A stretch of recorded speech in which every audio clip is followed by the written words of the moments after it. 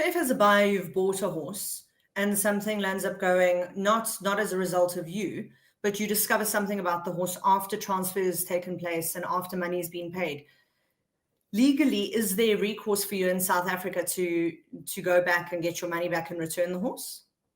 Okay, so let's talk about a few things. So firstly, let's talk about when ownership is transferred. In South African law, ownership of a movable thing is transferred when delivery takes place with the intention of transferring ownership. And that's quite important to remember, because there's an awful lot of people who are quite happy to hand the horse to the buyer before payment is made. And then when payment is not made, they suddenly want the horse back because they say they're still the owner. If you have not specifically reserved ownership pending payment, you lose ownership of that horse. Geez, that's so a hell of a footnote. It's quite a big thing, that. So if you're involved in a sale and payment is in installments, but the person is taking delivery of the horse, it's really important that you reserve the transfer of ownership until the final payment is made. Okay. But getting back to your question, once payment is made, and you find out that the animal, in other words, this is why it's important to know what the subject of the sale is. If you believed you were buying a horse that had the capacity to jump 1.20 meters, a horse that has the capacity to jump 1.20 meters has to have certain physical capabilities. Let's leave aside whether or not the rider can do it. Let's just look at what the horse is objectively capable of. If you suddenly find out that the horse actually has a fractured pedal bone and is never going to jump more than a pole on the ground, there's no sale. Because what you thought you were buying is not what you were in fact given. So you then have a right to cancel the sale and claim your money back. Okay. The alternative, if say the horse has a splint, which is treatable, you can claim a reduction in the purchase price, because had you known about the splint, you would have paid less money.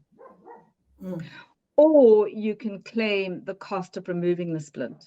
So there's various ways of getting recourse, and what it is you want to achieve is going to depend on what the court's going to say to you. Had you known at the time, what would you have done? Would you still have bought the horse?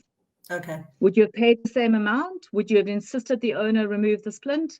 And it'll then make a finding based on that. And Tracey, what's the correct way to go about this legally? So before we go and get, which the horse industry is sometimes known for, before we leap into litigation, what is the best? So obviously the best thing is, hopefully you've got a contract, you go and you approach the seller and you say, look, according to the contract, from there on, if assuming that the seller says no, footstoots clause, this is up to this is your poor luck. What is the next step legally? Do you invite them for mediation? How do you proceed? Look, I'm a fan of mediation. I'm an accredited mediator myself, so I believe in the process. Not a lot of attorneys do. There's a lot of attorneys who think mediation is a complete waste of time, and I think a lot depends on the caliber of the mediator.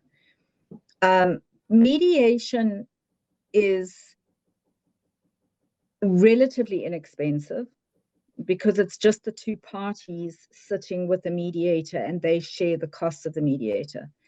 It is generally without prejudice, which means that whatever is said can't be used against you. And I think where the quantum involved is not massive and the relationships involved are worthy of salvaging or saving or restoring, mediation is a good way to go about that.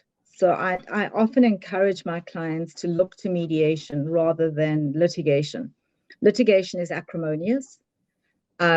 Many attorneys are assholes. And there's many attorneys. It's so ironic because I was going to say this about I'm joking. Well, can you imagine horsey attorneys? But so the problem with litigation is that there is a financial investment suddenly.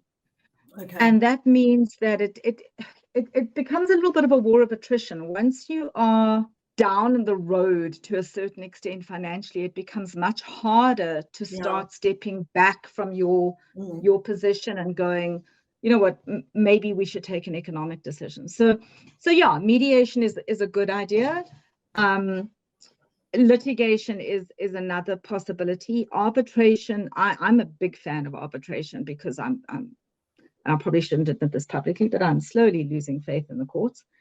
And arbitration is quicker, but it is more expensive. Okay. I honestly wish that SAEF and the disciplines would create a portal for the resolution of disputes, almost like an ombudsman system. Oh, that's interesting. I think that our sport has enough disputes. I think that the disputes are of a sufficiently